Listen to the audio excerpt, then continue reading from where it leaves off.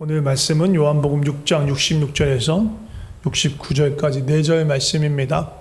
함께 한 마음으로 한 목소리로 합독하여 읽도록 하겠습니다.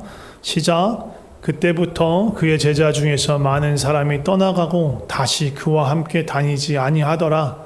예수께서 12제자에게 이르시되 너희도 가려느냐? 시몬 베드로가 대답하되 주여 영생의 말씀이 주께 있사오니 우리가 누구에게로 가오리이까?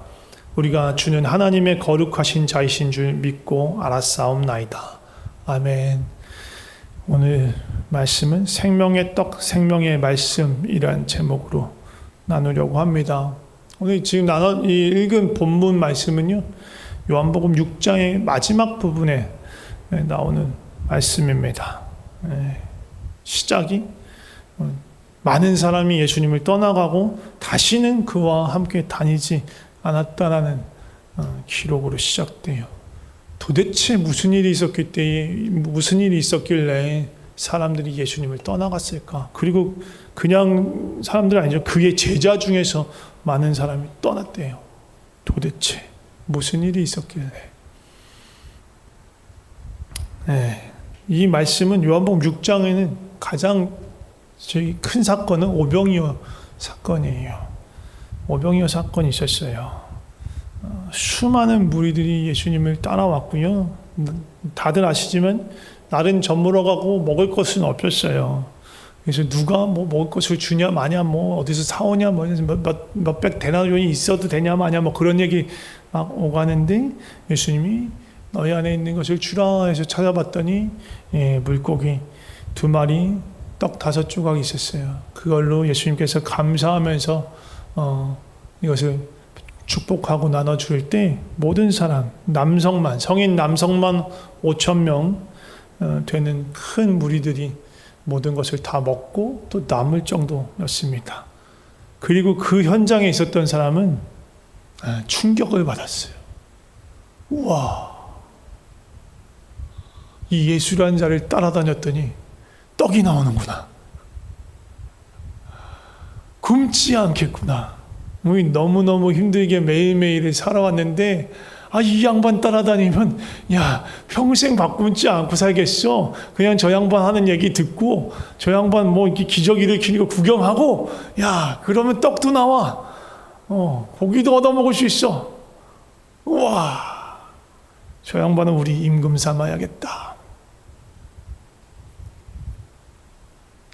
예수님은 자신을 왕 삼으려는 이 사람들을 뿌리치고 홀로 산으로 올라가셨어요. 예수님은 왕이세요. 예수 그리스도잖아요. 그리스도의 가장 그리스도라는 말은 기름 부음 받은 자라는 뜻이에요. The anointed one이에요. 기름 부음 받은 자라는 뜻인데 그 그리스도의 가장 어떻게 보면 뚜렷하고 명확한 용례는 왕이에요. 왕으로 기름 부으심 받았다는 얘기가 구약에 제일 많이 나와요. 그리고 일반적으로 유대인들이 그리스도라고 그들이 기다리던 메시아 그리스도를 기다리던 그 그리스도는 왕으로 오는 이스라엘 구원할 왕으로 올 사람, 하나님의 사람을 기다리고 있었어요. 왕을 기다리고 있었던 거예요. 그러니까 이 사람들이 예수님을 임금 삼는다, 왕 삼는다라는 얘기는 뭐냐면 예수님을 그리스도로 인정한다는 얘기인 거예요. 그런데 예수님 도망가세요. 분명히 왕으로 오셨고 이들의 어떻게 보면 그리스도라는 그런 고백 가운데 임하시는 분이신데 이들이 왕 삼으려는 걸 피하셨어요. 도망치셨어요. 왜냐하면 이들이 바라는 건 지금 예수님을 왕 삼으려는 이유는 진짜 예수님의 왕되심, 그 다스림, 그걸 인정한 것이 아니에요. 예수님의 구원을 바라보거나 예수님을 다스림을 바라본 게 아니고 요한복음 6장 24절 보면 뭐라고 나냐면 너희가 나를 찾는 것은 표적을 본 까닭이 아니라 떡을 먹고 배부른 까닭이다 라고 얘기합니다. 표적이란 건 뭐예요? 사인이에요. 무언가 다른 거를 가르쳐주는 표지판 같은 거예요. 그러니까 떡을 먹고 배부른 건 표적이에요. 예수님이 하나님이 보내신 자, 하나님의 아들이라는 걸 가르쳐주는 사인이에요. 간판이에요. 근데 그거를 보고 간판의 내용을 봐야 되는데 그건 보지 않고 간판만 보고 좋아하라 하는 거예요. 와, 떡 먹고 배불렀다. 이 양반 따라다니면 배굶지 않겠구나. 우리 삶의 피로가 채워지겠구나. 내가 이토록 종일토록 고생하고 수고하여 찾는 것을 그냥 이 양반 따라다니면 날로 먹을 수 있겠구나.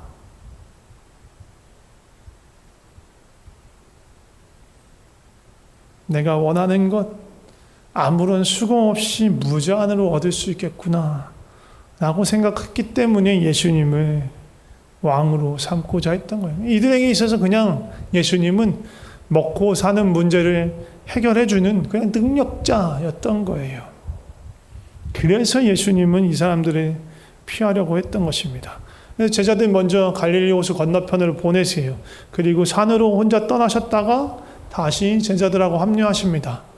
갈릴리 호수 한가운데서 합류하세요. 이것도 여러 가지 이야기겠지만 오늘은 이게 중심이 아니니까 이건 넘어가고, 그래서 같이 호수 건너편 가버나움에 이르는데 사람들이 거기까지 쫓아와요. 그들 쫓아오는 이유는 하나예요.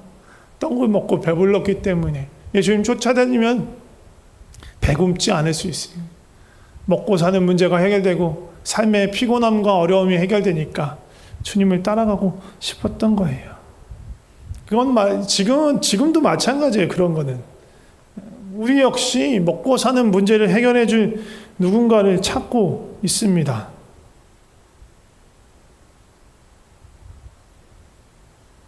그래서 선거철만 되면 정치인들은 그런 약속을 해요. 일거리를 보장해 주겠다. 내 집 마련의 기회를 주겠다. 지속적인 경제 성장을 약속한다.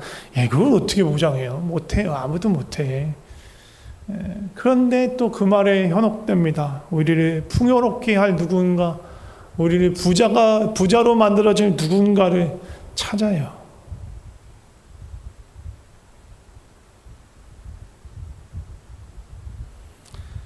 그런데 그런 것들을 해결해 주는 건 쉽지 않아요. 옛날에는 그런 말이 먹혔어요. 90년대 초반까지는 그런 일들이 먹혔어요. 70년대, 80년대, 90년대까지는 거의 한 20년 정도의 시간은 대한민국 안에서 엄청 초고속 성장이 일어나던 때였어요. 네. 그때는 먹고 사는 문제가 없었고 정말로 홀홀단신으로 상경해서 그래도 한 10여 년 성실하게 일하면 누구나 다 내 집 장만을 할 수 있는 그런 시대였어요. 그러니까 누구나 다 그런 꿈을 꾸고 서울로 올라오고 그런 사람들이 아주 많았던 시절. 그리고 그렇게 해서 성공한 사람들도 많고. 그런데 97년에 IMF, 97년이 지난 다음에 태어나신 분들 많을 텐데, 용키는 몇 년생이죠? 그래도 IMF는 경험했겠군요. 어려서 잘 모르겠지만, 상황은 파악이 안 됐겠지만, IMF는 경험해봤네. IMF 이전까지만 해도 보통 취직을 하면 평생 직장이었어요. 잘릴 걱정이 없었고, 그냥 특별한 이유, 본인이 뭔가 다른 걸 해보고 싶고 도전해보고 싶은 이유가 아니라면 그냥 평생 한 직장을 다니는 사람이 거의 대부분이었어요. 네, IMF 사태라고 흔히 말하는 그 외환위기를 겪으면서 노동 환경이 엄청 어려워졌어요. 그러니까 97년 이전에는 비정규직이라는 말도 별로 없었어요. 잘 몰랐어요. 안 썼어. 그 이후에 이제 노동 유연성을 높인다는, 그게 이제 IMF에서 돈을 빌려주는 조건 중에 하나였어요. 노동 유연성을 높인다는 명목으로 정규직보다 비정규직의 비율을 점점 높여가고, 또 정규직으로 있는 사람들도 사측에서 해고하는 것이 이전보다 훨씬 쉽도록 장치가, 제도가 바뀌었어요. 그래서 그 전까지는 인턴이란 말은 의대 다니는 친구들밖에 쓰는 말이 아니었는데 그 이후로 인턴이란 말이 쓰이지. 인턴도 비정규직이잖아요. 되게 저렴한 인건비를 받고 물론 수습, 견습으로 일하긴 하지만 그렇게 해서 정직원이 다닌다는 보장도 없는 채로 그렇게 일하는 사람들이 많이 생겨난 거예요.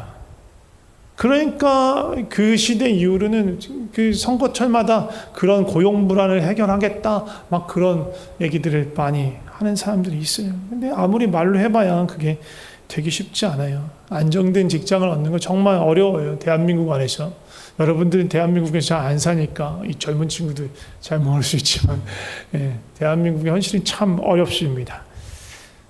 그리고 우리가 점점 기대 수명이 점점 늘어요. 100세 시대잖아요. 그러니까 옛날보다 은퇴하고 나서도 한참을 더 살아야 돼. 옛날에 환갑이 되게 큰 잔치였어요.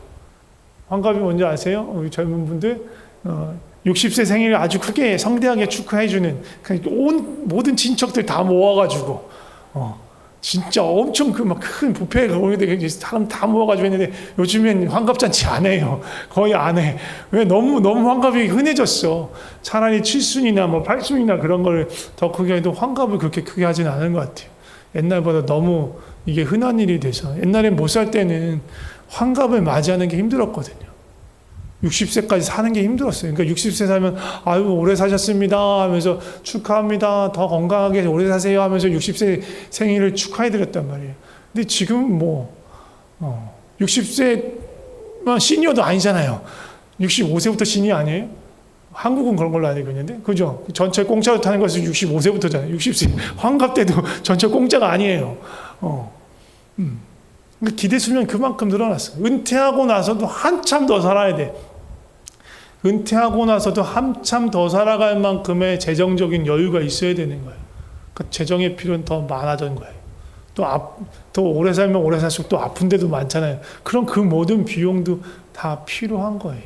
그걸 언제 벌어요? 젊었을 때 벌어놔야 돼요. 그런데 돈 벌기는 더 힘들어졌어요. 얼마나 힘들고 팍팍한 세상입니까? 그런데 쓸 건 더 많아졌어요. 그냥 그렇게 수명이 늘어난 것뿐만 아니에요. 여러분들 다 어디 갔죠? 내 건 저기 있구나. 휴대폰 다 갖고 계시죠? 1인 1폰 시대.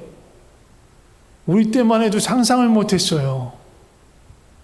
여러분들은 이게 다 있는 시대에, 여러분들이 이 젊은 분들은 있는 시대에 태어났지만 우리 어르신들은 다 알아요. 우린 집 전화 쓰던 세대란 말이에요. 집 전화라고 아세요? 집에 전화 있으세요? 우린 집에 전화 없은 지 오래됐어요. 옛날엔 집에 전화 한 대 있었어요. 그러다 조금 나아지면서 집에 한 2대 있는 데도 있었는데 대부분 한 대였어요. 그래서 친구한테 전화하려면 어떻게 해요? 친구들 집에 전화를 해야 돼. 그래서 누구 친구 진욱인데요. 저기 누구 있으면 좀 바꿔주실 수 있으세요? 막 이렇게 밤늦게 전화 걸어서 죄송한데요. 막 이런 거 전화 예절 그런 거 배우고 그랬단 말이에요. 그런 시대였어요. 집에 전화 하나밖에 없는 시대였어요. TV 막 방마다 있고 막 그러잖아요. 그 TV도 한 대에 막 있고 그러던 시대였어요. 컴퓨터 집에 막 여러 대 있죠. 예. 태블릿까지 포함한 여러 대 있죠.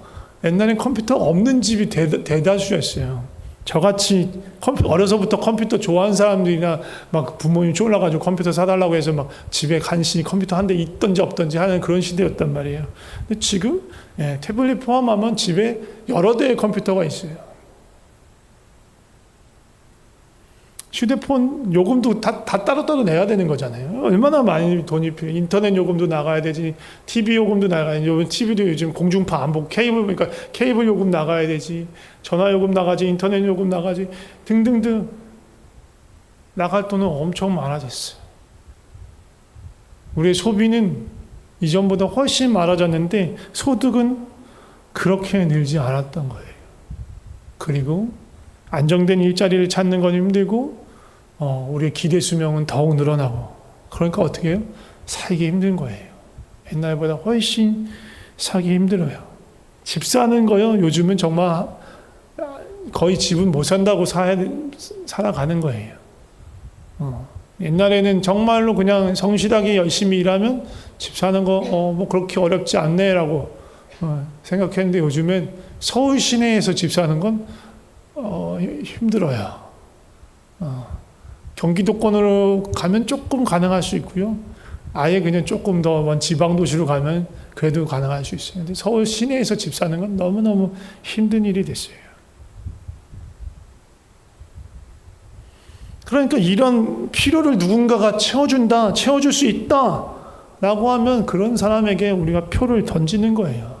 그 사람의 뭘 할지, 무슨 짓을 할지 모른 채로 그 말만 믿고 표를 던지는 거예요. 당시에도 그랬던 거예요. 예수님, 야, 떡이 있어. 저 사람 따라다니면 떡을 먹을 수 있어. 배부르게 살 수 있어. 야, 먹고 사는 문제가 해결돼. 야, 그러면 저 사람 따라다니면 되겠다. 경제적인 문제와 삶의 풍요로움, 그것이 보장된다면 그냥 무엇을 준다 해도 어떻게 한다 해도 그냥 따라가고 싶은 거예요.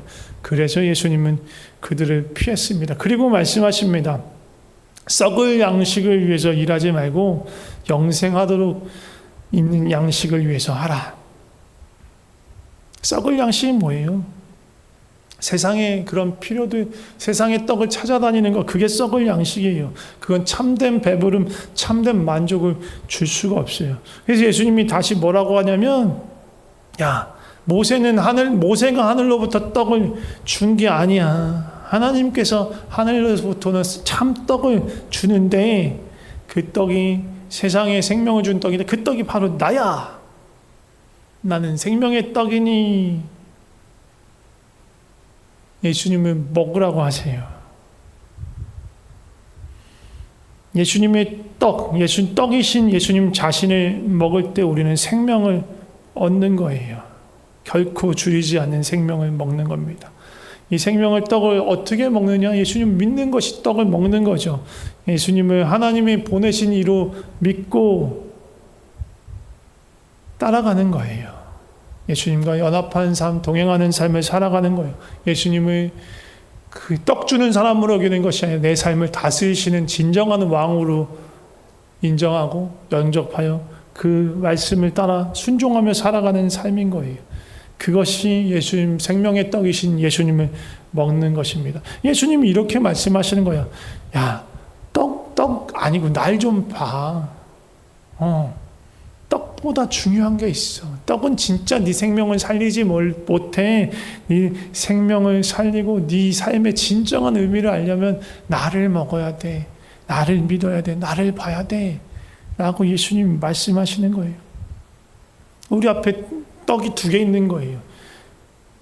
생명을 주지 못하는 세상에 있는 썩을 양식인 세상의 떡이 있고 영생의 떡, 생명의 떡이 있어요. 어느 길을 택하지 어느 것을 취할지 선택해야 돼요. 세상이 보여주고 먹음직하고 보암직하고 그럴싸한 그 떡을 쫓아갈 것인가? 심지어 예수님마저도 하나님마저도 그런 떡을 취하는 수단으로 사용할 것인가? 아니면 생명의 떡, 영생의 떡이신 예수님과 연합해서 예수님을 따라가 살아가는 삶을 살 것인가? 우리 앞에 길이 2가지 있어요. 선택해야 돼요.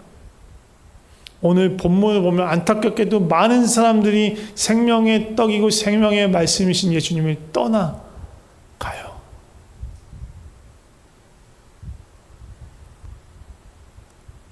그는 세상이 주는 생각, 자신 안에 있는 그 떡에 대한 욕구를 버리지 못했기 때문입니다. 떡 없이면 살 수 없을 것 같은 그런 불안함이 있었기 때문이에요. 그래서 당시에 제자들이 떠났다고 했잖아요. 예수님을 따라다니던 사람들 중에서 야, 예수님 따라다녔다가 아무것도 못 찾겠다. 내 떡은 내가 찾아야겠다. 그러면서 삶의 떡을 찾기 위해서, 세상의 떡을 찾기 위해서 떠난 사람들이 다수였던 거예요.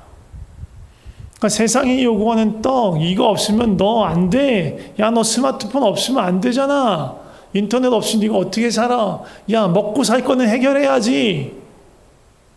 세상의 떡이에요. 그거 없으면 너무너무 불안하게 우리를 만드는 거예요. 야, 이거 없으면 너 살 수 있어? 못 살 것 같지 않아? 야, 이게 더 중요한 거야. 네, 세상은 그렇게 우리를 속여요. 떡으로만 살 것이 아니라 하나님의 말씀으로 살아가는 것이 우리의 삶입니다. 세상이 요구하는 떡을 버리고 예수님을 쫓아가야 해요. 그것이 영생의 삶입니다. 예수님은 우리에게도 오늘 똑같은 질문을 하세요. 어느 떡을 취할 거니? 올 한 해를 좀 돌아보셨으면 좋겠어요. 나는 어떤 떡을 쫓아갔을까? 난 세상의 떡을 쫓아갔을까? 영생의 떡, 생명의 떡을 쫓아갔을까? 그리고 내년 25년 한 해가 또 내 삶에 펼쳐질 때 나는 무엇을 쫓아서 한 해를 살아갈 것인가? 예수님은 지금도 오늘 본문에 봤던 베드로와 같은 대답을 듣기를 원하실 거예요. 생명의 말씀이 주께 있사오니 우리가 누구에게 가오리까? 주님이 생명의 말씀입니다. 다른 것 찾지 않고 다른 것 쫓아가지 않겠습니다. 오직 생명의 말씀이신 주님만 붙들겠습니다. 라고 고백하는 것입니다. 세상은 우리가 이거 먹어야 돼, 저거 먹어, 이거 없으면 못 살아 라고 말하는데 그 필요하다고 여기는 것이, 그리고 이거 없으면 불편하다고 여기는 것이 과연 어디서 나온 것인지 살펴봐야 돼요. 매체와 광고와 주변의 시선과 사람들과 나 자신을 비교하면서 야 나도 저런 거 한 번 좀 했으면 좋겠다, 그런 시기와 질투와 그런 것들이 우리를 막 불러일으키는 것일 수 있어요. 그런 것으로부터 우리는 자유케 되어야 해요. 왜 자유를 얻으려면 진리이신 예수님께 가는 수밖에 없는 거예요. 이 세대를 본받으면 안 됩니다. 생명이신 주님께 나가서 하나님의 마음, 하나님의 뜻을 분별해야 합니다. 그렇게 하려면 말씀 가운데 우리가 머물러야 합니다. 이때 광고 때 나누겠지만 내년에 우리가 함께 협력해서 서로 격려하며 함께 말씀을 읽어 나가려는 그런 계획을 갖고 있어요. 지난번에는 말씀드렸지만 말씀을 읽을 때 그냥 글자 읽는 게 중요하지 않고 몇 장 읽었다, 오늘 분량 채웠다 아니다, 그게 중요하지 않아요. 말씀 안에서 하나님의 마음과 뜻을 발견하는 것, 예수님을 만나는 것, 예수님과의 깊은 사귐을 가지는 것, 그게 중요한 거예요. 우리가 서로 같이 말씀을 읽어 내려갈 때 그게 서로 격려했으면 좋겠어요. 내가 말씀 안에서 만난 그 하나님을 서로에게 나누면서 그렇게 했으면 좋겠어요. 어떨 때는 말씀이 어려워요. 말씀이 걸림이 되기도 하고 어떨 때는 부담이 되기도 해요. 어떨 때는 말씀을 보는 게 괴로울 수 있어요. 왜? 그 말씀 앞에서 적나라한 내 모습을 보기 때문에, 내가 얼마나 하나님의 거룩과 멀리 떨어져 있는지, 내 생각은 얼마나 하나님의 생각과 다른지, 나는 얼마나 하나님과 다른 곳을 보고 있는지를 발견하는 게 너무 힘든 거예요. 근데 하나님과 다르다는 건 난 그만큼 생명이 아닌 죽음에 가깝다라는 거예요. 의가 아닌 죄에 가깝다라는 거예요. 야, 예수님 어떻게 이러실 수 있어? 내가 죄 가운데 있기 때문에 그렇게 되는 거예요. 근데 그걸 발견하는 게 오히려 기쁨인 거예요. 그러면 하나님께 도움을 구할 수 있으니까. 하나님, 내가 여전히 죄 가운데 있습니다. 죄의 비참함을 떠나지 못했습니다. 내가 여전히 세상 가운데서 세상의 생각을 품고 이 세대와 같은 생각을 따라가고 있습니다. 주여 나를 도와주세요 라고 구할 수 있는 거예요. 근데 그런 말씀만 있는 거 아니에요. 말씀 안에서 하나님 우리에게 위로하시고 우리에게 힘을 주십니다. 우리와 함께 하시고 우리를 도우시고 우리를 격려하시는 그 예수님을 발견할 수 있어요. 영생의 말씀이 우리 바로 앞에 있습니다. 혼자 가면 쉽게 지칠 수 있어요. 근데 여럿이서 함께 가면 멀리 갈 수 있어요. 그래서 우리 함께 동역하면서 우리 같이 말씀을 읽어나가면 좋을 것 같고요. 말씀 안에서 생명의 떡인 생명의 양식이신 예수님을 발견하고 예수님으로 인해서 오히려 정말로 배부를 수 있는 그런 시간이 되었으면 좋겠습니다. 썩어질 세상 양식이 아닌 생명의 양식인 주님과 동행하면서 주님이 주신 풍성함을 누리는 한 해가 되었으면 좋겠습니다. 우리 함께 찬양 하나 하고 기도하면 좋을 것 같습니다. 우리 내 삶에 들어온 주님의 말씀이 찬양하면 좋을 것 같은데, 주님 말씀으로 나를 채워주시옵소서, 말씀으로 나를 인도하여 주시옵소서, 말씀의 빛으로 내 삶에 비춰주시옵소서. 그렇게 고백하는 마음으로 우리 찬양하면 좋을 것 같습니다. 같이 찬양하겠습니다. 내 삶에 들어온 주님의 말씀이 나를 지으시니 내 삶의 어두운 절망 가운데 소망 보게 하시네. 내 삶에 들어온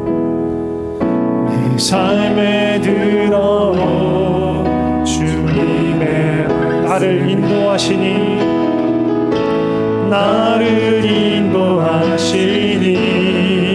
내 삶의 막막한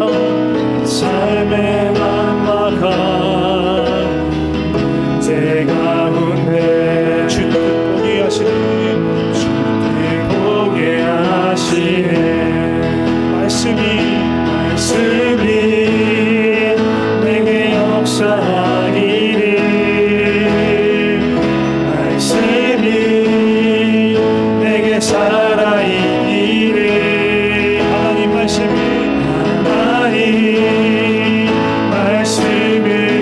듣겠나이다. 주님의 음성을 듣겠나이다.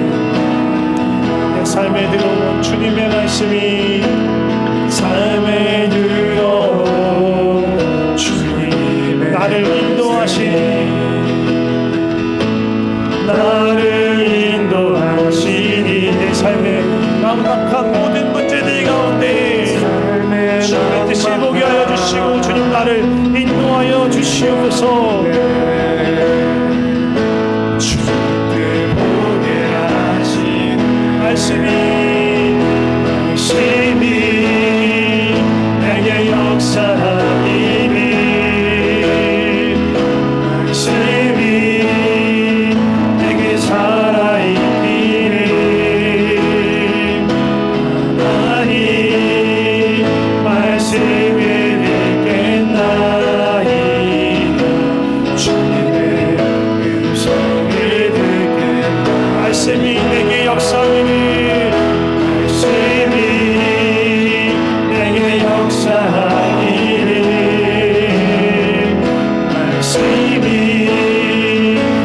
살아있기를 하나님 말씀을 듣겠나이다. 주님의 음성을 듣겠나이다. 우리 함께 기도했으면 좋겠습니다. 우리 먼저 우리 입술을 고백했으면 좋겠습니다. 주님은 나의 필요를 나의 욕심을 채우기 위한 도구가 아닙니다. 세상의 떡을 얻기 위한 방편이 아닙니다 라고 고백했으면 좋겠습니다. 그리고 오히려 주님이 내 삶을 다스리시는 왕, 내 뜻을 위해 이루기 위해서 주님을 이용하는 도구가 아니고 주님의 뜻을 위해 내 삶을 이끌어 가시는 분이십니다. 그렇게 주님의 주되심을 인정하며 고백하며 기도했으면 좋겠습니다. 같이 기도하시겠습니다. 주는 그리스도시요 살아계신 하나님의 아들이십니다. 내 삶을 다스리시는 왕이십니다. 내 삶의 주인이십니다.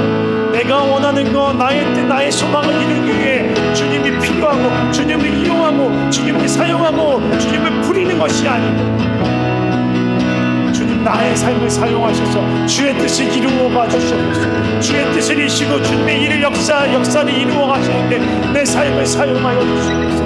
내 삶을 주님께 드립니다. 주님은 나의 왕이시고 나의 주인이시고 주님 나의 그리스도이시고 주님 나를 다스려 주시옵소서. 주님 나의 삶 주의 뜻이 온전히 이루어지게 하여 주시옵소서. 계속해서 기도하기로 원합니다. 주님은 이 땅에 생명의 떡으로 오셨습니다. 그 생명의 떡을 통해서 그 생명의 떡을 취하는 자가 영생을 얻기 하십니다. 영생이 무엇입니까? 하나님의 아버지를 알고 그 친밀한 품에 나아가 연결되는 것입니다.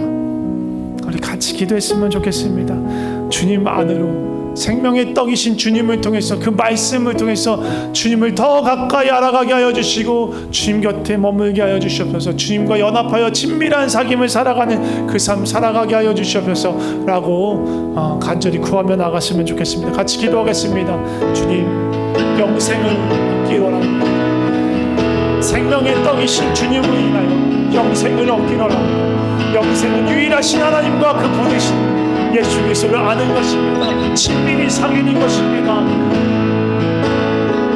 주님 더 가깝게 가게 하여 주시옵소서. 아버지, 우리가 그냥 종교적인 어떤 행위를 하는 사람들이 아니고 정말 살아계신 그 하나님을 만나고 알고 교제하고 사귀고 그 품 안에서 거하고 동행하는 삶, 내 삶에 말씀하시고 내 삶을 인도하시고 내 삶을 품으시고 나의 삶을 어루만져 주시고 이끌어 주시는 그 하나님을 만나 그 하나님과 동행하는 그 삶을 살아갈 수 있게 하여 주시옵소서. 주여 도와주시옵소서. 마지막으로 한 가지만 더 기도했으면 좋겠습니다. 우리 마음을 정하여서 기도했으면 좋겠습니다. 주님, 내가 주의 말씀 가까이 하겠습니다.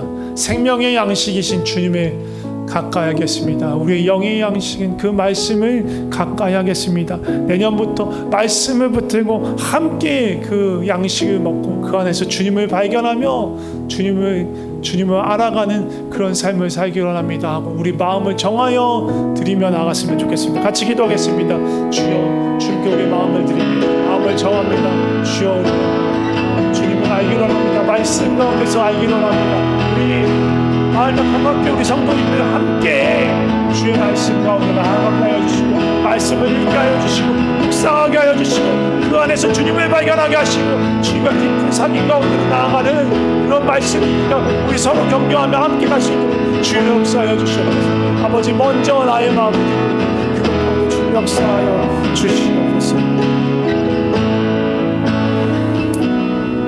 생명의 양식이신 하늘의 떡이신 예수님을 찬양합니다. 주님은 떡이 되어서 우리를 위해서 그 생명을 나누어 주시기 위해 이 땅에 오셨습니다. 날마다 그 양식을, 그 떡을 취하기를 원합니다. 그 말씀으로 가득 차게 소망합니다. 주님, 우리를 붙들어 주시옵소서. 세상의 것 따라가지 않게 하여 주시옵소서. 헛된 양식 쫓아가지 않게 하여 주시옵소서. 헛된 양식을, 세상의 것을, 썩어질 것을 찾기 위해서 하나님을 이용하려 하지 않게 하여 주시옵소서. 주님을 만나는 은혜, 주님을 알아가는 은혜, 우리가 주님 말씀에서 주님을 만나게 하여 주시고 기도하며 찬양하며 예배하며 주님을 만나게 하여 주시옵소서. 이 모든 것이 종교적인 의무, 껍데기만 남아버린 종교적인 어떤 형태가 되지 않게 하여 주시고 살아있는 주님과 만나는 놀라운 은혜의 시간이 되게 하여 주시옵소서. 주님, 우리의 삶을 주님께 드립니다. 우리의 것을 이루기 위해 주님을 이용하는 삶이 아니라 우리의 삶은 주님께 드리오니 주의 뜻을 이루는 데 사용하여 주시옵소서. 주님, 우리의 모든 삶을 통해 영광 받아 주시옵소서. 예수님의 이름으로 기도드립니다. 아멘.